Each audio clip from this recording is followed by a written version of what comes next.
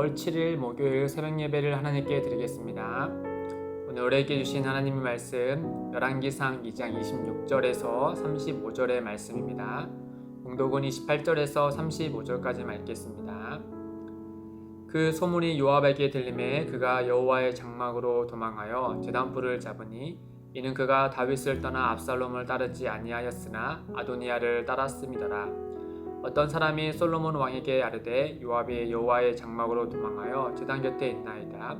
솔로몬이 요야드의 아들 브나야를 보내며 이르되 너는 가서 그를 치라. 브나야가 여호와의 장막에 이르러 그에게 이르되 왕께서 나오라 하시느니라. 그가 대답하되 아니라 내가 여기서 죽겠노라. 브나야가 돌아가서 왕께 이르되 요압의 일이 내게 대답하더이다. 왕이 이르되 그의 말과 같이 하여 그를 죽여보더라. 요압이 까닭없이 흘린 피를 나와 내 아버지의 집에서 내가 제하리라. 여호와께서 요압의 피를 그의 머리로 돌려보냈을 것은 그가 자기보다 의롭고 선한 두 사람을 쳤음이니 곧 이스라엘 군사령관 넬의 아들 아브넬과 유다 군사령관 예델의 아들 아마사를 칼로 죽였습니다. 이 일을 내 아버지 다윗은 알지 못하셨나니 그들의 피는 영영이 요압의 머리와 그의 자손의 머리로 돌아갈지라도 다윗과 그의 자손과 그의 집과 그의 왕위에는 여호와께로 말미암는 평강이 영원히 있으리라. 요야드의 아들 브나야가 곧 올라가서 그를 쳐 죽이매 그가 광야에 있는 자기의 집에 매장되니라.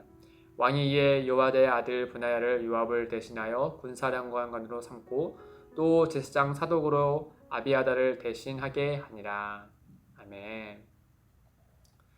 예전에 이 최동호 감독의 이 암살이란 영화를 아마 다들 보셨을 겁니다. 이 전지현 씨, 또 이정재, 하정우 씨가 나와서 이제 연기를 한 영화인데요.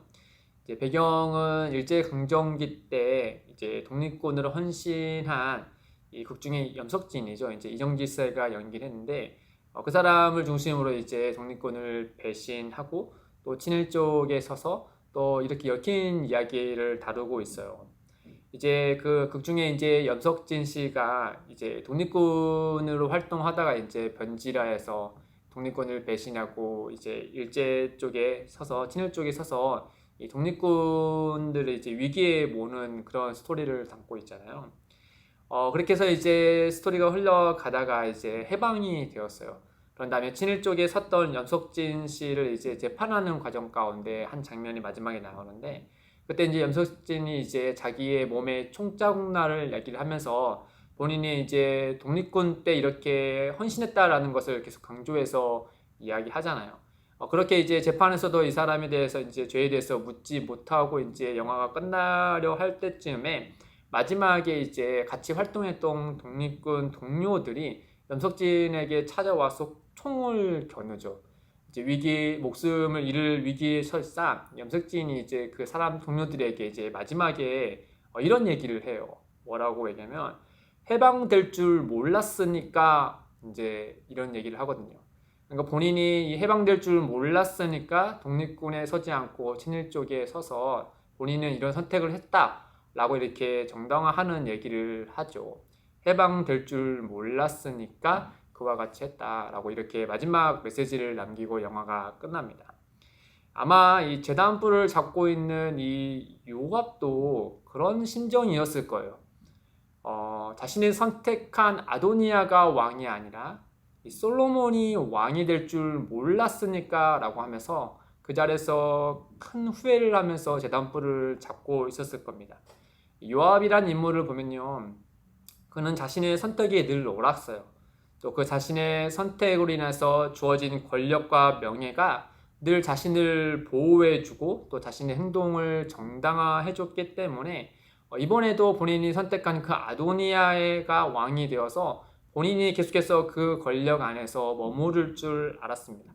그러나 상황은 그가 예견한 데와 정반대로 흘렀죠. 그가 가볍게 여기고 또 무시했던 솔로몬이 결국에는 왕이 되고 말았지 않습니까? 그 소문이 들리자 이제 요압은 그때부터 살 길을 찾았을 거예요. 늘 지금까지 해왔던 것처럼요. 그러나 상황이 점점 더 불리하게 이루어지고 있었죠. 그가 선택했던 아도니아가 이제 죽고 말지 않았습니까? 또 제사장 아비아달이 그 제사장 직분을 파면당하고 고향으로 유배됐다라는 얘기를 들었죠. 이 다윗과 평생 함께했던 그 아비아달조차도 그와 같은 유배를 받았다면 이 요압 자신에도 이제 큰 위기가 올 거라는 것을 충분히 예견할 수 있었겠죠. 그러자 요압이 최고 후로 이제 선택한 방법은 바로 무엇이냐? 여호와의 장막으로 도망가서 제단 뿔을 잡는 것이었어요. 이 당시에 제단 뿔을 잡는 행위는 마치 도피성에 피하는 것과 같은 그런 영향을 끼쳤어요. 도피성을 알다시피 과실치사로 사람을 살해하는 경우에 있어서 도피성에 피하며 그를 보호할 수 있는 역할을 했잖아요. 마찬가지로 제단뿔도 그와 같은 일을 했습니다. 다만 이제 도피성과 제단뿔과 다 마찬가지로 이 고의적이지 않는 살인에 대해서는 그와 같은 혜택이 주어졌지만은 이 고의적인 살인에 대해서는 명백한 고의적인 죄에 대해서는 그 죄값을 반드시 치르도록 말씀하고 있거든요. 출애굽기 21장 13절 14절에 보시면 만일 사람이 고의적으로 한 것이 아니라 나 하나님의 사람을 그의 손에 넘긴 것이며 내가 그를 위하여 한 곳을 정하리니 그 사람이 그리로 도망갈 것이며 사람이 그의 이웃을 고의로 죽였다면 너는 그를 내 제단에서라도 잡아내려 죽일지니라. 고의적인 것에 대해서는 분명히 그 죄값을 곧장 치르도록 하나님께서 말씀하고 있었어요. 요압이 지은 죄에 대해서 성경은 열왕기사에서 계속 얘기하고 있죠. 그는 명백히 고의적으로 하나님의 뜻과 반대된 일을 하고 사람을 죽이는 것을 했습니다. 31절, 32절에 보시면 통일되기 전에 이스라엘이 통일되기 전에 이 요압이 이스라엘 군사령관의 단 넬의 아들 아브넬을 죽이죠. 다윗의 뜻과 반대로 말이죠. 또한 유다의 군사령관이 에델의 아들 아마사를 유다의 같은 신하로서 있었지만 요압은 그 자리를 시기하여서 아마사도 칼로 죽입니다. 이 사무엘 말씀을 보면은 이 아브넬이나 또는 이 아마사는 이 다윗에게 적대적인 인물이 아니었어요. 오히려 이 다윗의 유한 정책에 따라서 충분히 다윗과 이스라엘에서 충분히 일할 수 있는 인재들이었어요. 또한 이제 그 당시에 이제 기고만장했던 이 요압을 견제할 수 있는 인재들이었습니다. 아마도 요압은 이 사실을 알았기 때문에 자기의 자리를 위협받을 것을 알고 그들을 이렇게 다윗과 뜻에 반대하여서 그들을 죽이는 일을 벌였던 것이죠. 그러나 분명하게 이렇게 죄를 지었음에도 불구하고 또 그 한 나라의 왕의 뜻과 반대되는 일을 했음에도 불구하고 그가 그 죄값을 받지 않았던 것은 그의 권력이 그를 보호했기 때문이죠. 다윗이 왕이 되는 과정 가운데 어떤 간에 통일 왕국을 이루기 위해서 1등 공신의 신하는 요압이었거든요. 그러니 그 요압을 견제했지만은 다윗이 요압을 견제하기에는 힘이 많이 부족했던 것으로 보입니다. 어쨌든 간 다윗은 이런 요압이 기고만장하고 그 권력에 취해 있는 것을 알았기 때문에 본인의 다음으로 왕이 될 솔로몬에게 요압이 견제할 것을 조언해서 말씀해 주고 있는 거죠. 그만큼 영향력 있는 사람이 요압이었어요.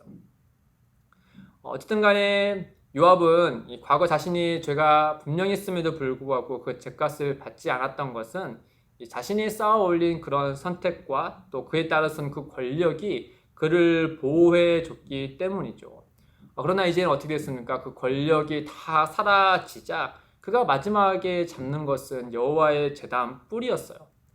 그러니까 그가 여호와의 제단 뿔을 잡는 이 행위는 어떤 자신의 죄에 대해서 누이침과 여호와 하나님의 긍휼하심을 바라고 하는 것보다는 또 다른 권력을 잡듯이 본인이 보호해 줄 어떤 수단을 잡듯이 그 제단을 하나의 수단으로서 잡았다라는 것을 우리가 알 수 있는 것이죠.